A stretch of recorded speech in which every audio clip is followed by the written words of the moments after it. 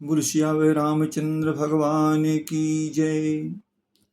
आइए प्रभु की कथा सागर में हम गोते लगाते हुए रामायण के बालकांड दोहा नंबर 205 से 210 की कथा का श्रवण करते हैं, इसका भाव समझते हैं। व्यापक अकल अनीह अज निर्गुण नाम न रूप, भगत हेतु नाना विधि करत चरित्र अनूप। यह सब चरित कहाँ मैं गाई, आगे कथा सुनहु मन लाई। विश्वामित्र महामुनि ज्ञानी, बसहि विपिन शुभ आश्रम जानी। जह जप यज्ञ जोग मुनि करही, अति मारीच सुबाहु ही डरही। देखत यज्ञ निशाचर धावहि, करहि उपद्रव मुनि दुख पावहि। गाधि तनय मन चिंता व्यापी, हरि बिनु मरहि न निशिचर पापी। तब मुनिवर मन कीन्ह विचारा, प्रभु अवतरहु हरन मही भारा। एहू मिस देखऊं पद जाई, करि बिनती आनऊं दु भाई। ज्ञान विराग सकल गुण ऐना, सो प्रभु मैं देखब भरि नैना। बहुविधि करत मनोरथ, जात लागी नहीं बार। करि मज्जन सरजू जल, गए भूप दरबार। आइए इसका भाव समझते हैं। व्यापक अकल अनीह अज निर्गुण नाम न रूप, भगत हेतु नाना विधि करत चरित्र अनूप। जो व्यापक अकल यानी निर्वय इच्छा रहित अजन्मा और निर्गुण है, तथा जिनका ना नाम है ना रूप है, वही भगवान भक्तों के लिए नाना प्रकार के अनुपम यानी अलौकिक चरित्र करते हैं। यह सब चरित्र मैंने गाकर यानी बखान कर कहा, अब आगे कथा मन लगाकर सुनो। ज्ञानी महामुनि विश्वामित्र वन में शुभ आश्रम यानी पवित्र स्थान जानकर बसते थे। जह जप यज्ञ जोग मुनि करहीं, अति मारीच सुबाहु ही डरहीं। जहाँ वे मुनि जप यज्ञ और योग करते थे, परंतु मारीच और सुबाहु से बहुत डरते थे। यज्ञ देखते ही राक्षस दौड़ पड़ते थे और उपद्रव मचाते थे, जिससे मुनि बहुत दुख पाते थे। गाधी के पुत्र विश्वामित्र जी के मन में चिंता छा गई कि ये पापी राक्षस भगवान के मारे बिना ना मरेंगे। तब शेष मुनि ने मन में विचार किया कि प्रभु ने पृथ्वी का भार हरने के लिए अवतार लिया है। येहू मिस देखऊं पद जाई, कर विनती आनऊ दो भाई। इसी बहाने जाकर मैं उनके चरणों का दर्शन करूं और विनती करके दोनों भाइयों को ले आऊं। जो ज्ञान वैराग्य और सब प्रकार के धाम हैं, उन प्रभु को मैं नेत्र भरकर देखूंगा। बहुविधि करत मनोरथ, जात लागी नहीं बार। करि मज्जन सरयू जल, गए भूप दरबार। बहुत प्रकार से मनोरथ करते हुए जाने में देर नहीं लगी। सरयू के जल में स्नान करके वे राजा के दरबार में पहुंचे। आगे कथा है।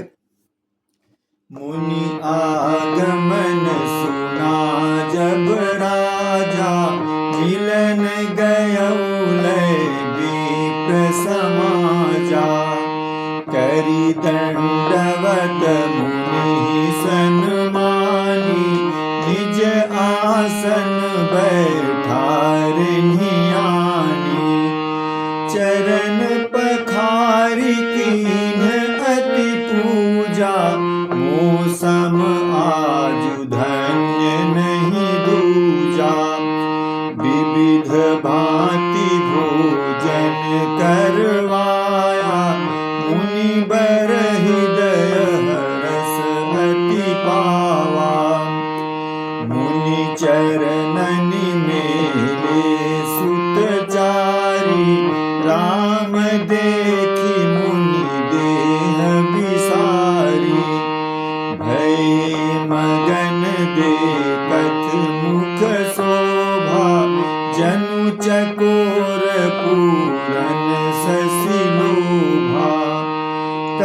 मन हरसि बचन कहराऊ, मुनि अस कृपा न कीन्ही काऊ। केहि कारण आगमन तुम्हारा, कहूँ सो करत न लाऊं बारा। असुर समूह सतावहि मोहि, मैं जाचन आयूं नृप तोहि। अनुज समेत देहूँ रघुनाथा, निशिचर बध मैं खूब सनाथा। देहु भूप मन हर्षित, तजहु मोह अज्ञान। धर्म सुजस प्रभु तुम कहो, इनका अति कल्याण। आगे भाव है। मुनि आगमन सुना जब राजा, मिलन गयऊ लय विप्र समाजा। जब ऋषि मुनि आते थे तो राजा महाराजा प्रभु मुनि के स्वागत में ब्राह्मण समाज को साथ में लेके जाते थे, जो विद्वान ब्राह्मण होते थे। उसी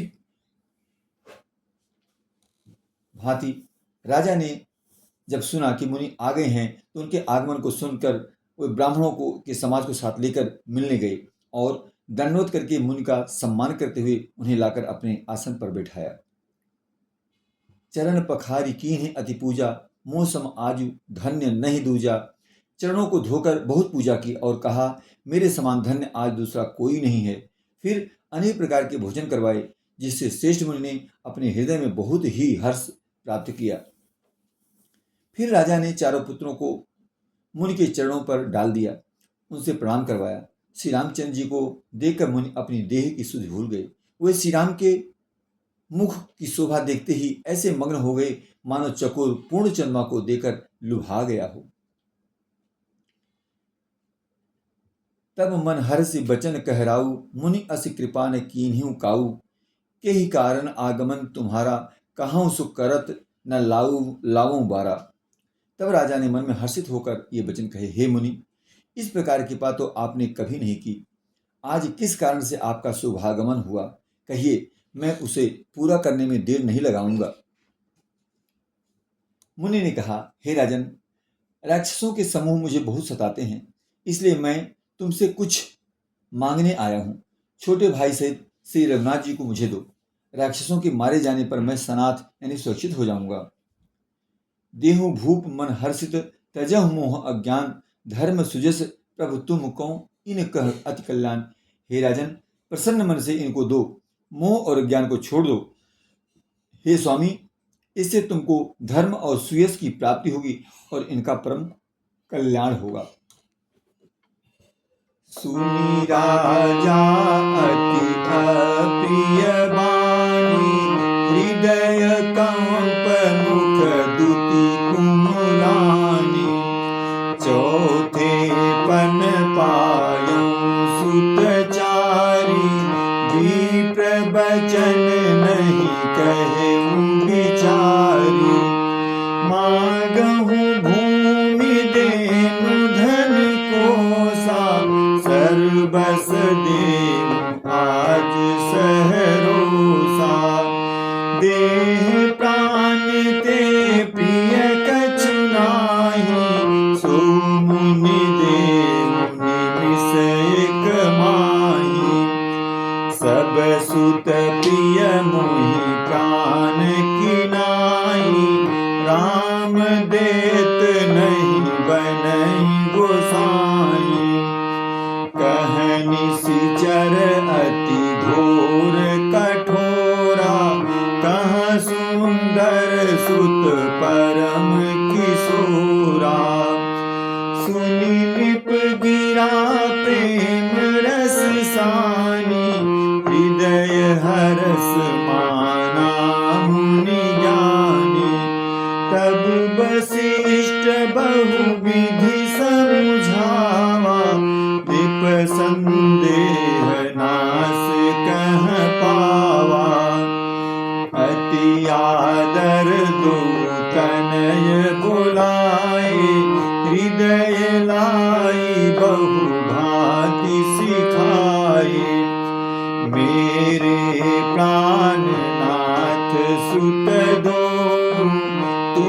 मुनि पिता मान नहीं को। सपने भूप सिंह सुत बहुविधि देहि असीस, जननी भवन गए प्रभु चले नाई पद शीस। पुरुष ही दो वीर हर्ष चले मुनि भय हरन, कृपा सिंधु मति धीर अखिल विश्व कारण करन। भाव है, सुनी राजा अति अप्रिय वाणी, हृदय कंप मुख द्युति कुमिलानी। यानी मुनि ने प्रभु राम को मांगा तो उनको ऐसा लगा जैसे कोई अप्रिय वाणी बोल दी हो। इस अत्यंत अप्रिय वाणी को सुनकर राजा का हृदय कांप उठा और उनके मुख की कांति फीकी पड़ गई। उन्होंने कहा, हे ब्राह्मण, मैंने चौथेपन में 4 पुत्र पाए हैं, आपने विचार कर बात नहीं कही। मांगहु भूमि धेनु धन कोसा, सर्वस देऊं आज सहरोसा। हे मुनि, आप पृथ्वी गौ धन और खजाना मांग लीजिए, मैं आज बड़े हर्ष के साथ अपना सर्वस्व दे दूंगा। देह और प्राण से अधिक प्यारा कुछ भी नहीं होता, मैं उसे भी एक पल में दे दूंगा। सभी पुत्र मुझे प्राणों के समान प्यारे हैं, उनमें भी हे प्रभु राम को तो किसी प्रकार भी देते नहीं बनता। कहाँ अत्यंत डरावने और क्रूर राक्षस और कहाँ परम किशोर अवस्था के यानी बिल्कुल सुकुमार मेरे सुंदर पुत्र।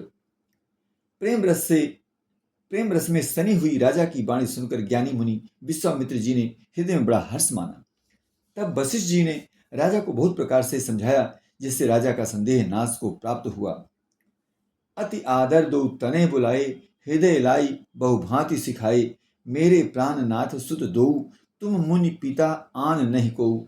राजा ने बड़े ही आदर से दोनों पुत्रों को बुलाया और हृदय से लगाकर बहुत प्रकार से उन्हें शिक्षा दी।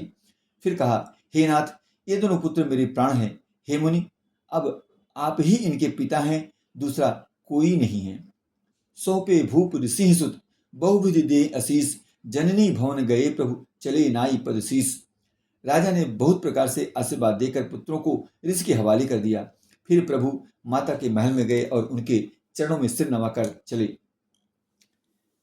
पुरुष सिंह दो वीर, हर्ष चले मुनि भय हरन, कृपा सिंधु मति धीर अखिल विश्व कारण करन। पुरुषों में सिंह रूप दोनों भाई यानी राम और लक्ष्मण मुनि का भय हरने के लिए प्रसन्न होकर चले। वे कृपा के समुद्र, धीर बुद्धि और संपूर्ण विश्व के कारण के भी कारण हैं। अरुण नयन पुरबाहु विशाला, नील जलज तनु श्याम तमाला। कटिपट पीत कसे बर भाथा, रुचिर चाप सायक दुहु हाथा। श्याम गौर सुंदर दो भाई, विश्वामित्र महानिधि पाई। प्रभु ब्रह्मण्य देव मैं जाना, मोहिनी की पिता तजु भगवाना। चले जात मुनि दीनि देखाई, सुनि काढ़ का क्रोध करि धाई। एक ही बाण प्राण हरि लीन्हा, दीन जानते ही निज पद दीन्हा। तब ऋषि निज नाथ ही जिय चीन्हे, विद्या निधि कहूँ विद्या दीन्हे। जाते लागन क्षुधा पिपासा, अतुलित बल तनु तेज प्रकाशा। आयुध सर्व समर्पिकै प्रभु निज आश्रम आनी, कंद मूल फल भोजन दीनि भगति हित जानी। भाव है, अरुण नयन उर्बाहु विशाला, नील जलज तनु श्याम तमाला। भगवान के लाल नेत्र हैं, चौड़ी छाती और विशाल भुजाएं हैं। नील कमल और तमाल के वृक्ष की तरह श्याम शरीर है। कमर में पीतांबर पहने हुए हैं और सुंदर तरकस कसे हुए हैं। दोनों हाथों में सुंदर धनुष और बाण हैं। श्याम और गौर वर्ण के दोनों भाई परम सुंदर हैं। विश्वामित्र जी को महान निधि प्राप्त हो गई। वे सोचने लगे, मैं जान गया कि प्रभु ब्राह्मण्य देव ब्राह्मणों के भक्त हैं, मेरे लिए भगवान ने अपने पिता को भी छोड़ दिया। चले जाति मुनि दीन दिखाई, सुनि ताड़का क्रोध कर आई। एक ही बान प्राण हरि लीन्हा, दीन जानते निज पद दीन्हा। मार्ग में चले जाते हुए मुनि ने ताड़का को दिखलाया। शब्द सुनते ही वह क्रोध करके दौड़ी। श्री राम जी ने एक ही बाण से उसके प्राण हर लिए और दीन जानकर उसको निज पद यानी अपना दिव्य स्वरूप दिया। तब ऋषि विश्वामित्र ने प्रभु को मन में विद्या का भंडार समझते हुए भी लीला को पूर्ण करने के लिए ऐसी विद्या दी जिससे भूख प्यास न लगे और शरीर में अतुलित बल और तेज का प्रकाश हो। आयुध सर्व समर्पित प्रभु निज आश्रम आनी, कंद मूल फल भोजन दीन भगत हित जाने। सब अस्त्र शस्त्र समर्पण करके मुनि प्रभु श्री राम जी को अपने आश्रम में ले आए और उन्हें परम हेतु जानकर भक्ति पूर्वक कंद मूल और फल का भोजन करवाया। इसके आगे प्रात कहा मुनि सन रघुराई, निर्भय यज्ञ करहु तुम जाई। होम करन लागे मुनि झारी, आपु रहे मख की रखवारी। सुनि मारीच क्रोध के आई, लय सहाय धावा मुनि दोही। बिनु फरमान राम तेहि मारा, सत जो जन गा सागर पारा। सुनि मारीच निशाचर कोहि, लय सहाय धावा मुनि दोही। बिनु फरमान राम तेहि मारा, सत जो जन का सागर पारा। पावक सरसु बाहु पुनि मारा, अनुज निशाचर कटकु संहारा। मारी असुर द्विज निर्भयकारी,